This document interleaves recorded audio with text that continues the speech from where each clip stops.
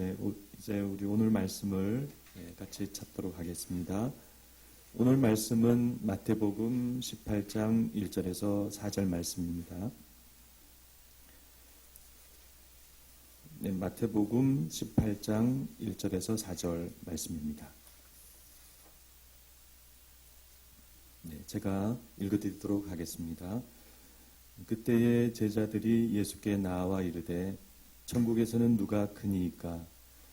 예수께서 한 어린아이를 불러 그들 가운데 세우시고 이르시되 진실로 너희에게 이르노니 너희가 돌이켜 어린아이들과 같이 되지 아니하면 결단코 천국에 들어가지 못하리라. 그러므로 누구든지 이 어린아이와 같이 자기를 낮추는 사람이 천국에서 큰 자니라. 아멘.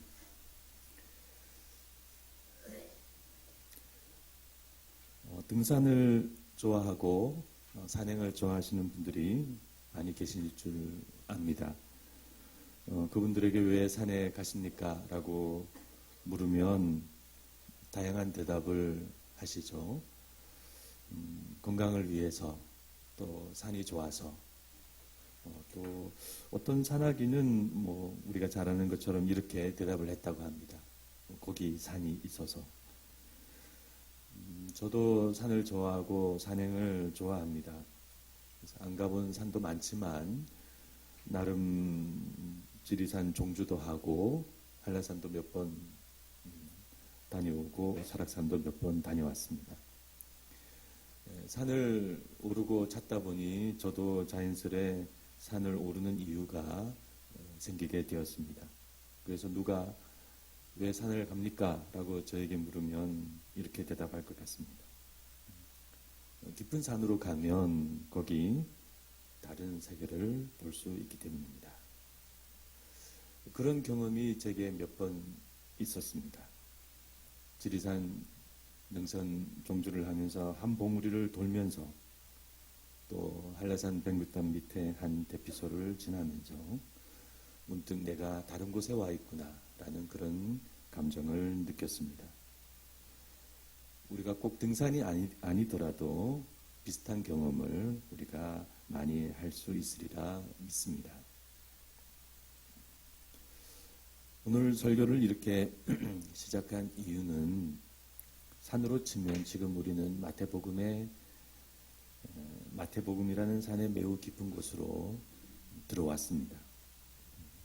처음부터 산의 입구부터 한 걸음 한 걸음 그렇게 우리가 빠뜨리지 않고 마태복음 한 말씀 한 말씀을 보았죠. 어느덧 마태복음의 깊은 곳으로 온 것입니다. 이것은 우리가 오늘은 이 말씀, 내일은 저 말씀 그렇게 듬성듬성 볼 때에는 얻을 수 없는 열매라고 할 수 있습니다. 깊은 곳으로 왔다면 뭐가 있을까요? 네, 우리가 평소 알던 것과는 다른 것이 있습니다. 지난주 말씀도 그렇고 오늘 말씀도 그렇고 평소 우리가 잘 모르던 마태복음의 깊은 내용을 보게 됩니다. 지난주 예수님과 베드로 사이에 있었던 그 사건, 거기에는 베드로의 깊은 고민이 있었고 예수님의 깊은 사랑이 있었습니다. 오늘 본문도 마찬가지입니다. 오늘 본문도 마태복음이 감추고 있는 또 다른 말씀이라고 할까? 우리가 알던 기독교가 아닌 예수님이 직접 말씀하시는 조금 생소한 기독교가 펼쳐져 있습니다. 오늘 본문이 속한 마태복음 이 18장은 마태복음이 말하는 예수님의 5대 설교 중에서 4번째 설교에 해당됩니다. 우리는 산상수훈을 들었고 제자파송 설교를 들었고 또 예수님의 천국 비유 설교를 들었습니다. 이제 이 4번째 설교의 주제는 공동체입니다. 예수의 제자들은 어떤 공동체를 이루어야 하는가? 예수님은 그것을 말씀하고 계십니다. 그런데 이 18장 말씀의 첫 번째 내용인 1절부터 4절까지의 오늘 본문이 중요합니다. 오늘 본문을 잘 이해해야 이 18장 전체를 잘 이해할 수가 있습니다. 그러면 오늘 본문 4개의 말씀 중에서 단연 핵심 말씀이라고 한다면 바로 3절 말씀입니다. 진실로 너희에게 이르노니 너희가 돌이켜 어린아이와 같이 되지 아니하면 결단코 천국에 들어가지 못하리라. 우리는 예수님의 이 엄숙한 경고를 쉽게 넘어가기가 어렵습니다. 결단코 천국에 들어가지 못한다. 천국에 들어가지 못하면 정말 큰일이죠. 그러나 일반적으로 우리는 구원을 그리 어렵게 생각하지 않습니다. 예수님을 믿고 예수님을 영접하고 교회를 다니고 신앙생활을 하면 구원은 그리 걱정하지 않습니다. 그런데 마태복음을 보면 예수님은 우리의 구원에 대해서 여러 차례 엄숙한 말씀을 하셨습니다. 그래서 그것을 쭉 모아보면은 이렇습니다. 5장 20절에 내가 너희에게 이르노니 너희 의가 서기관과 바리새인의 의보다 더 낫지 못하면 결코 천국에 들어가지 못하리라. 7장 20절에 21절에 나더러 주여 주여 하는 자마다 다 천국에 들어갈 것이 아니요 다만 하늘에 계신 내 아버지의 뜻대로 하신 행하는 자라야 들어가리라. 19장 17절에 어떤 사람이 주께 와서 이르되 선생님이여 내가 무슨 선한 일을 하여야 영생을 얻으리이까? 예수께서 이르시되 내가 생명에 들어가려면 계명들을 지키라. 19장 23절 내가 진실로 너에게 이르노니 부자는 천국에 들어가기가 어려우니라. 23장 13절 화 있을진저 외식하는 서기관들과 바리새인들이여 너희는 천국문을 사람들 앞에서 닫고 너희도 들어가지 않고 들어가려 하는 자도 들어가지 못하게 하는도다. 그리고 오늘 본문에 너희가 돌이켜 어린아이들과 같이 되지 아니하면 결단코 천국에 들어가지 못하리라는 말씀이 있습니다. 우리가 이렇게 천국과 구원과 영생에 대한 말씀을 쭉 모아보면 예수님께서는 천국과 구원과 영생에 대하여서 여러 가지로 다각도로 말씀하셨다는 것을 알 수 있습니다. 이런 점에서 우리는 구원을 쉽게만 생각할 것이 아니라 큰 관심을 가지고 잘 알아야 한다는 것을 새삼 깨닫게 됩니다. 가장 큰 잘못과 죄가 있다면 그것은 바로 무지입니다. 모르는 것이 큰 죄입니다. 그러므로 우리는 예수님께서 구원에 대해 말씀하신 이 여러 말씀들을 종합적으로 잘 생각하여서 구원에 대한 올바른 견해를 가져야 하겠습니다. 예수님께서는 어린아이와 구원을 연관지어서 말씀하시는 것이 마가복음에도 나옵니다. 그래서 먼저 그 마가복음 말씀을 간단히 살펴보겠습니다. 마가복음 10장 14절에서 15절에 보면 예수께서 보시고 노하시어 이르시되 어린아이들이 내게 오는 것을 용납하고 금하지 말라. 하나님의 나라가 이런 자의 것이니라. 내가 진실로 너에게 이르노니 누구든지 하나님의 나라를 어린아이 같이 받들지 않는 자는 결단코 그곳에 들어가지 못하리라. 이 마가복음 말씀은 오늘 본문과 비슷하지만 같은 말씀은 아닙니다. 이 말씀은 마태복음 19장 14절에 나오는데 그러나 마태복음 19장 14절에는 하나님의 나라를 어린아이와 같이 받들어야 한다는 이 말씀은 없습니다. 그래서 마가복음과 마태복음을 볼 때 구원과 어린아이를 연관지어 말씀하시는 것은 두 개가 나옵니다. 마가복음에 하나님 나라를 어린아이와 같이 받들어야 한다.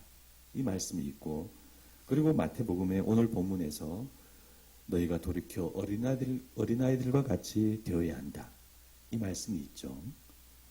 그래서 우리는 이 말씀을 각각 잘 이해해야 하겠습니다. 마가복음이 말하는 하나님의 나라를 어린아이와 같이 받들으라는 말씀은 어떤 의미일까요? 이 의미를 알기 위해서는 이 받들으라는 말씀을 이 단어를 잘 알아야 합니다. 근데 안타깝게도 지금 우리 한국 우리말 번역이 조금 잘못되었는데 받들으라가 아니라 받아들이라입니다. 예. 원어도 그렇고 영어 번역도 다 그렇습니다. 영어로는 receive 그렇게 되어 있습니다. 그렇죠. 어린아이가 뭘 알아서 하나님의 나라를 어떻게 받들어 올릴 수가 있겠습니까? 어린아이는 그것을 잘 못하죠.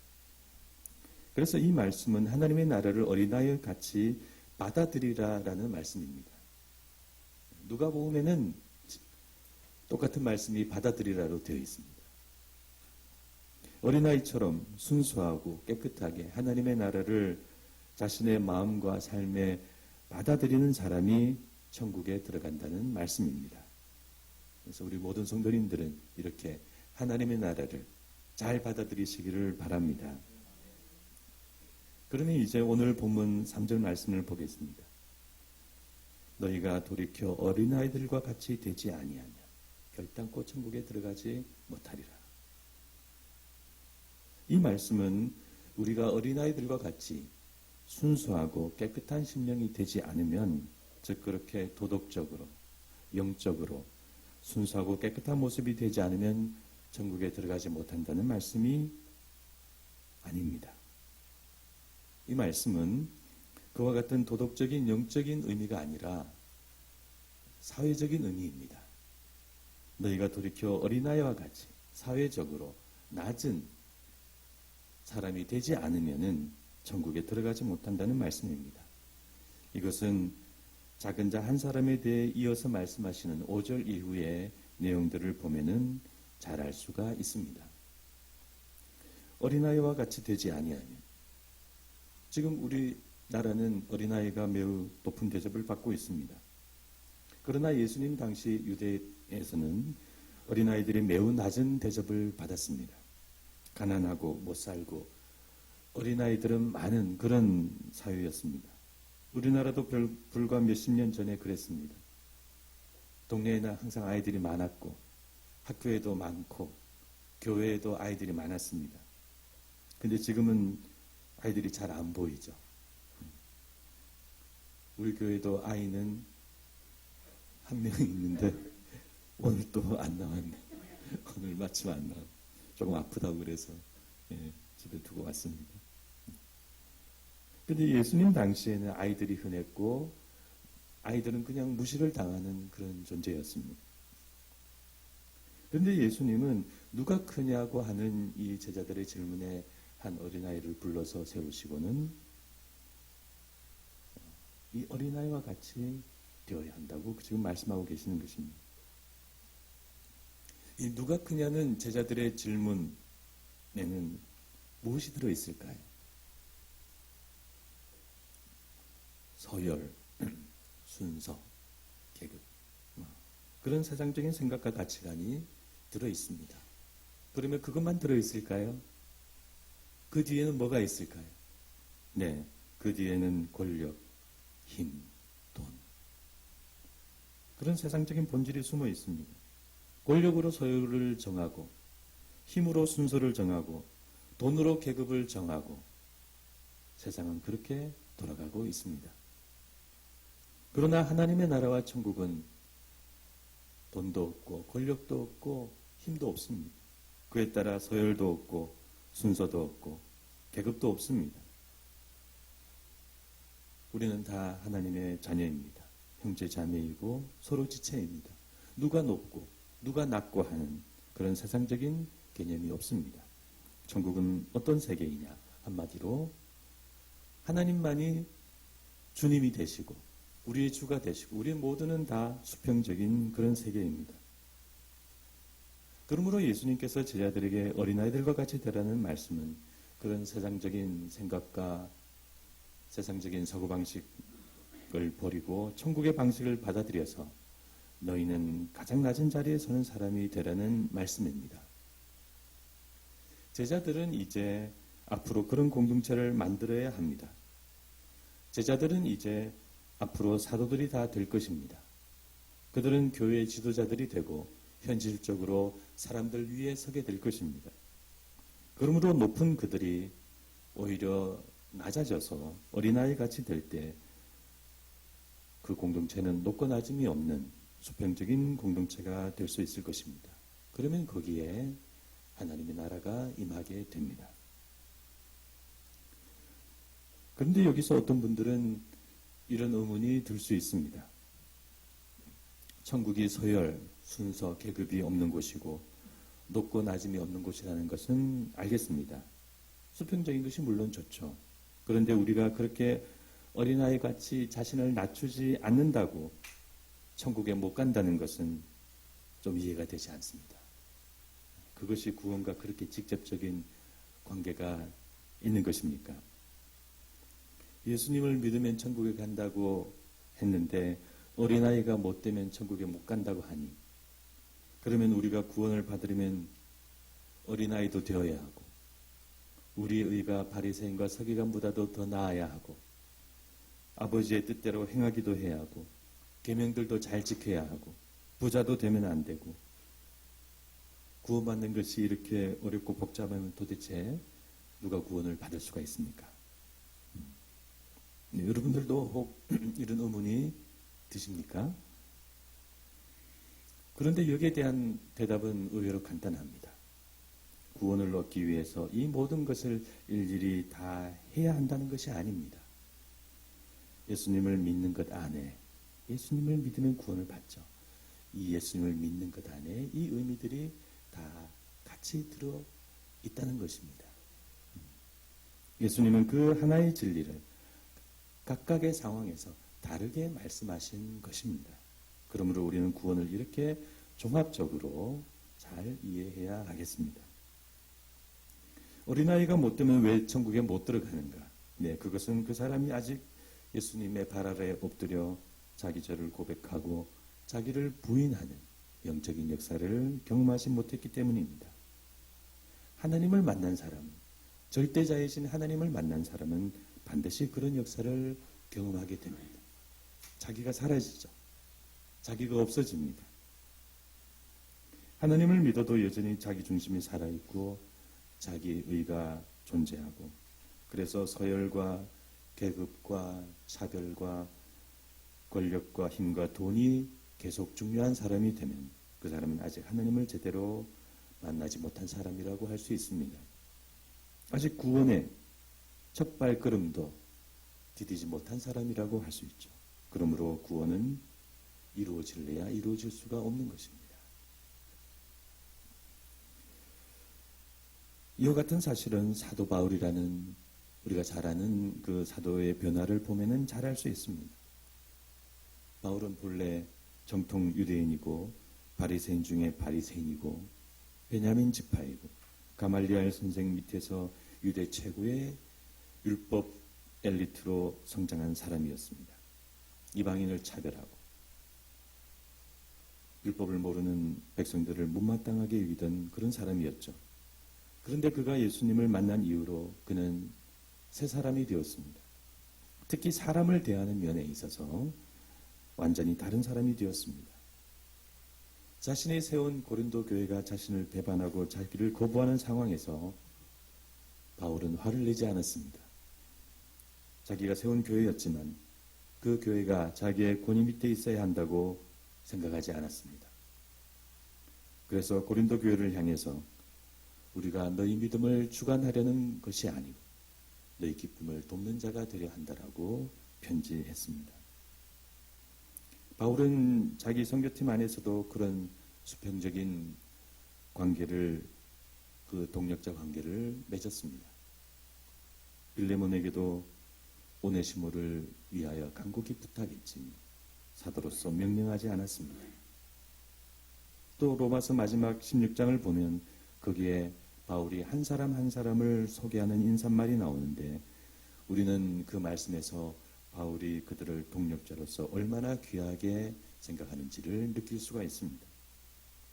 이렇게 바울은 율법적이고 차별적이고 수직적인 사람에서 수평적이고 평등하고 동력자 의식을 가진 따뜻한 사람으로 변화되었습니다. 이것이 복음의 역사이고 구원의 역사인 줄 믿습니다. 그러므로 예수님은 제자들에게 너희가 낮아져야 한다는 진리를 분명히 가르치셨습니다. 그래서 제자들은 나중에 사도가 되어서 세상과 다른 그런 수평적인 교회를 세웠습니다. 바울 사도도 그렇게 가르쳤죠. 하나님이 교회 가운데 첫째는 사도요, 둘째는 선지자요, 셋째는 교사요, 그 다음은 또 무엇이요, 그 다음은 또 무엇이요. 그렇게 말씀했지만 그것은 역할과 기능을 말하는 것이고 우리는 다 그리스도 안에서 한 지체가 되었다고 가르쳤습니다. 그러나 이런 1세대 사도들이 다 순교하고 사도들 후임으로 각 교회마다 감독들이 세워지고 그렇게 시간이 흐르고 세월이 흐르는 가운데 이와 같은 예수님의 가르침이 점점 퇴색되어 갔습니다. 급기야 로마 제국은 기독교 신앙을 공인하고 기독교를 국교로 정하게 되는데 그때부터 교회는 계급과 서열과 돈과 권력이 있는 곳이 되어버렸습니다. 그리고 교회는 중세천년을 그런 잘못된 모습으로 흘러왔습니다. 그러다가 종교개혁이 일어난 것이죠. 그러므로 우리 교회들은 예수님이 처음에 말씀하신 그 수평적이고 평등하고 따뜻한 교회 공동체로 늘 돌아가기를 힘써야 합니다. 그래야 우리의 구원이 이루어지고 우리의 교회 공동체는 성화가 이루어지는 그런 거룩한 곳이 될 수가 있습니다.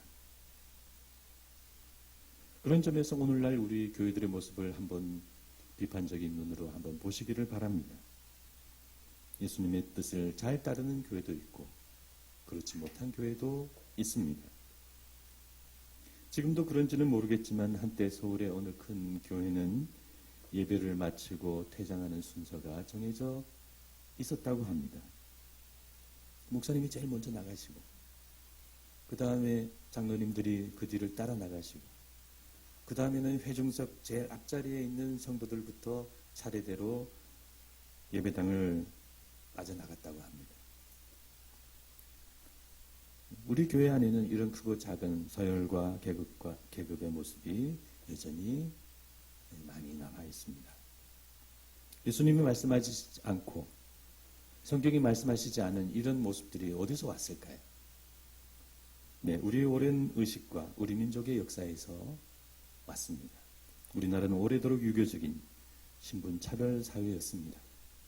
해방 후에는 정치적인 지역 차별도 있었습니다. 그래서 그런 의식과 문화가 쉬이 사라지지 않습니다. 우리가 예수님을 믿어도 그게 잘 쉽게 하루아침에 사라지지 않죠. 지금도 사람을 재산과 직업과 어디 사느냐에 따라 차별하는 의식과 문화는 여전합니다. 며칠 전에도 그런 뉴스가 있었죠. 어떤 아파트에 자기 아파트 놀이터에 다른 곳에 사는 아이들이 놀러 왔다고 그 아이를 경찰에 신고하고 관리실에 데려갔다고 하지 않습니까?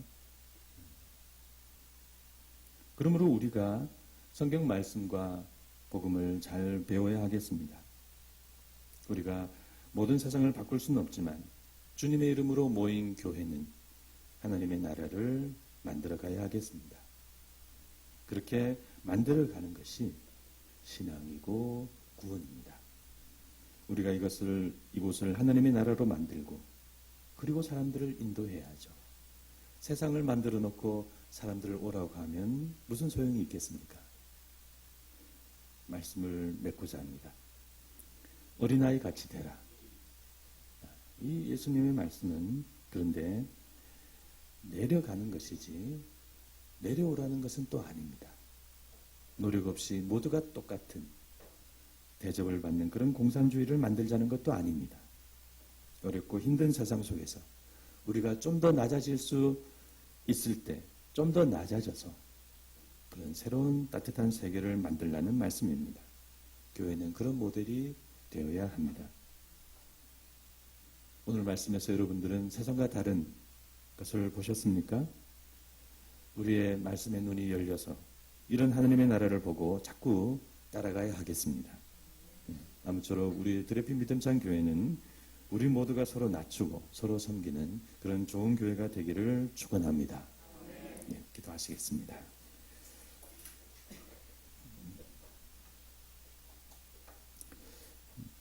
어린아이들과 같이 되지 아니하면 결단코 천국에 들어가지 못한다. 이 예수님의 말씀 저희들 평소 주의 깊게 보지 못했습니다. 그저 깨끗한 순수한 어린아이와 같은 심령이 되라라는 그런 말씀으로만 보고 정말 우리가 어린아이와 같이 낮아져라는 사회적인 의미로 잘 보지 못했습니다. 그러나 이 말씀의 의미를 이제 우리가 알았사오니 이 말씀대로 잘 실천할 수 있도록 인도하여 주시옵소서. 내가 좀 더 낮아질 수 있을 때 낮아지는 기꺼이 그런 자리에 내려가는 사람이 되게 해주시고 서로 섬기고 사랑하는, 그래서 이곳을 정말 하나님의 나라가 임한 곳으로 만들어갈 수 있도록 인도하여 주시옵소서. 하나님, 우리는 세상 속에 살면서 세상과 같은 방식으로 세상과 같은 눈으로 살아갈 때가 많습니다. 하나님, 우리가 말씀을 통해서 기도를 통해서 우리가 거룩해지고 하나님이 원하시는 모습이 어떤 것인지 잘 배워서 하나님의 나라를 이루어 나가는 저희들이 되게 하여 주시옵소서. 그래서 우리 교회도 그런 하나님의 나라를 이루는 좋은 교회가 될 수 있도록 주님 붙들어 주시옵소서. 지금은 우리 주 예수 그리스도의 크신 은혜와 하나님 아버지의 무한하신 사랑과 성령님의 감화 감동 교통하심이 낮아져서 어린아이같이 되기를 원하는 여기 있는 모든 분들 머리 위에 지금부터 영원토록 함께 있을지어다. 아멘.